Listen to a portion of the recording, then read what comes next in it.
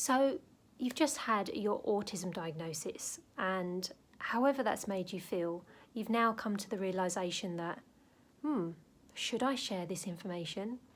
Do I have to tell my friends and my family and my colleagues?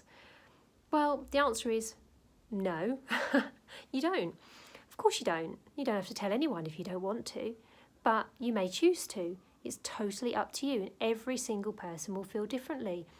You can scream and shout it to the world if you want, or you can tell no one. It's completely your choice. It can have benefits, of course, if you share the information, because you can have people accommodate for your needs more. So, for example, in the workplace, there may be some things that can change to make yourself more comfortable. And of course, it is also legally a disability. So by telling your workplace, they will be able to put things in place, and you can't be discriminated against because of your autism. But also on the flip side, you may not want people to know because you may think that they may judge you and treat you differently. So it's completely up to you. And it's the same with friends and family, really. I think it's best to be honest, because also I don't think it's anything to be ashamed of. But again, it depends if you get on with your friends and family. I mean, I don't really speak to my family, so I don't talk to them, so I don't have any reason to tell them. But if I was close to them, then yes, of course I would share the news.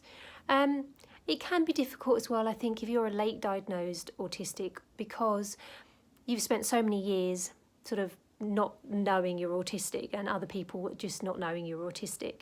And you can have the kind of reaction of, oh, well, you don't look autistic. Oh, no, you can't be autistic because of this, that and the other, which can be frustrating. But, you know, overall, I think it's better to share it if you can, if you feel comfortable, because that's ultimately it. You have to feel comfortable. So if it makes you comfortable to share it, then by all means do. And if it doesn't make you comfortable to share it, then don't. It's totally up to you. But just do what feels right in your heart, because everyone's experience is difficult. Everyone's experience is different. So, but just be aware that there can be some really positive reactions and there can be some really negative reactions. So I think as long as you're prepared for them, and then perhaps also research up on autism and what that means for you, and then you can be armed with some answers as well. Or if you don't feel like you can articulate that properly, perhaps get some links so that if anyone does question you or have any thoughts themselves or want to look up anything, you have some really good links that you can send them to videos or articles or reports or whatever it is that you found that you think is beneficial. Then you can send them, to those people, and that might help them understand, because you may not be able to articulate it as well as you'd like to. And look at people's videos, like this video, for example, or other people's videos where they explain how autism feels to them, perhaps, and what that means, and some ways to help someone with autism. I don't like saying someone with autism because that implies it's kind of like a disease, just an autistic person.